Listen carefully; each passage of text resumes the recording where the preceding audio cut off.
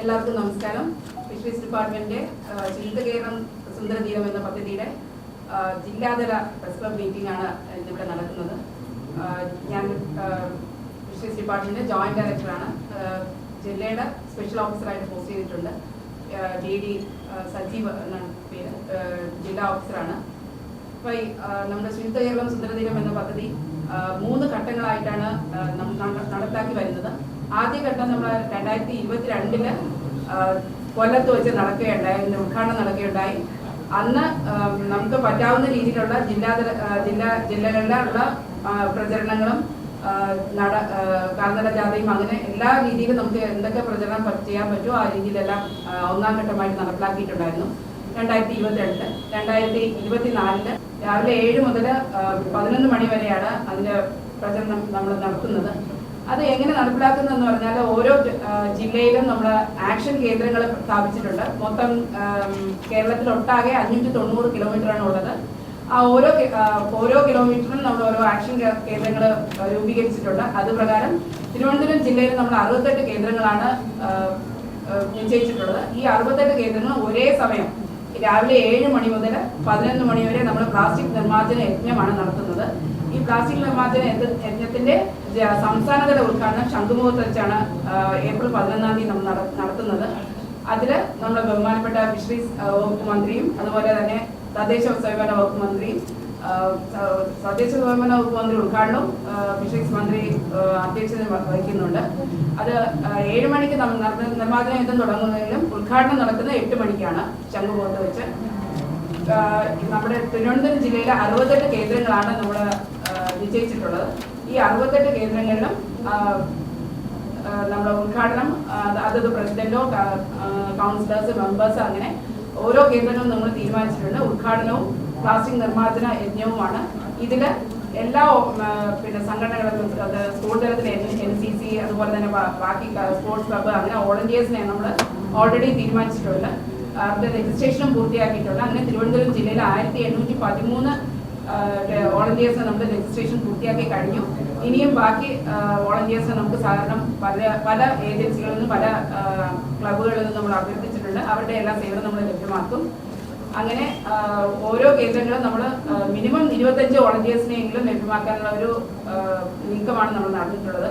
അതുപ്രകാരം നമ്മൾ ഓരോ ആക്ഷൻ കേന്ദ്രങ്ങളിലും നമ്മുടെ ഓഫീസേഴ്സിനെ പോസ്റ്റ് ചെയ്തിട്ടുണ്ട്. അവര് പ്ലാസ്റ്റിക് കടൽ തീരങ്ങളിലെ പ്ലാസ്റ്റിക്കാണ് നമ്മൾ ഈ 2ാം ഘട്ടമായിട്ട് റിമൂവ് ചെയ്യാൻ ഉദ്ദേശിക്കുന്നത്. ഈ തീരങ്ങളിലെ പ്ലാസ്റ്റിക് നമ്മൾ ഒരു സ്ഥലത്ത് കളക്ട് ചെയ്യുകയും അത് നമുക്ക് കളക്ട് ചെയ്ത് വെച്ചത് അതത് തദ്ദേശ സ്വയംഭരണ സ്ഥാപനങ്ങളുടെ സഹായത്തോടു കൂടി ക്ലീൻ കേരള കമ്പനിയെ ഏൽപ്പിക്കുകയും ചെയ്യും. അത് അപ്പോൾ തന്നെ അത് കളക്ട് ചെയ്യുന്ന പ്ലാസ്റ്റിക് അപ്പോൾ തന്നെ മാറ്റാനുള്ള ഒരു നടപടിയും നമ്മൾ LSCDയുമായിട്ട് സഹകരിച്ച് നമ്മൾ നടത്തുന്നുണ്ട്. അത് അവസാനം ക്ലീൻ കേരള കമ്പനി അത് എടുത്തുകൊണ്ട് പോകാനും സമ്മതിച്ചിട്ടുമുണ്ട്.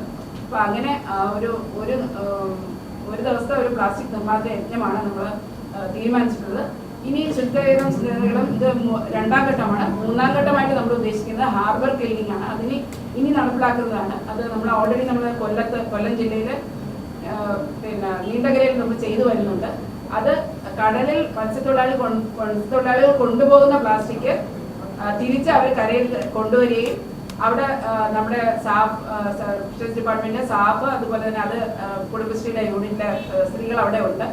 അവര് ഇത് കളക്ട് ചെയ്ത് അവിടെ ഒരു ഷ്രെഡിങ് യൂണിറ്റ് ഉണ്ട്. ആ ഷ്രെഡിങ് യൂണിറ്റിൽ വെച്ച് അത് പ്ലാസ്റ്റിക് റീഓർഗനൈസ് ചെയ്തിട്ട് റോഡ് നിർമ്മാണത്തിനും ബാക്കി കാര്യങ്ങൾക്കായിട്ട് ഉപയോഗിക്കും. അത് വിജയകരമായിട്ട് കൊല്ലത്ത് നടന്നു വരികയാണ്.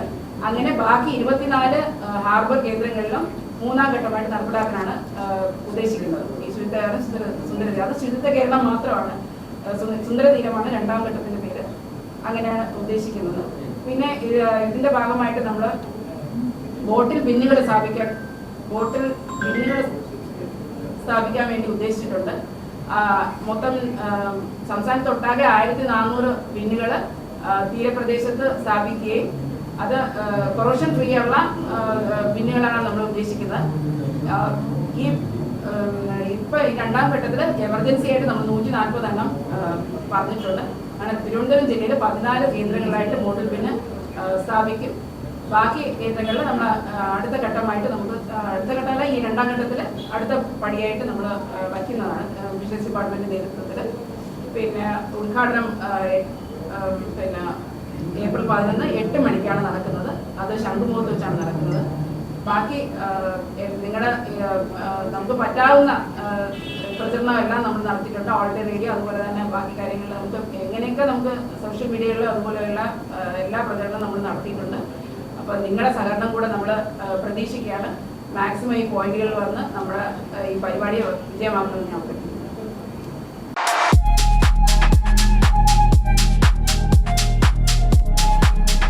വാഗമൺ സ്പൈസസ്, വാഗമണിലെ എല്ലാ ഒറിജിനൽ പ്രോഡക്ട്സും തിരുവനന്തപുരത്ത് ഒരു കുടക്കീഴിൽ ജ്യോതിപുരം ഫുഡ് സേഫ്റ്റി ഓഫീസിന്റെ മുൻവശത്ത് പ്രവർത്തനം ആരംഭിച്ചിരിക്കുന്നു.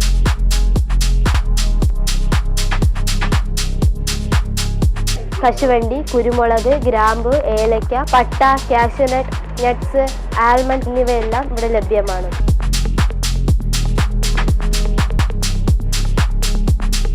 ബന്ധപ്പെടേണ്ട നമ്പർ 7994007599 അല്ലെങ്കിൽ 9656417595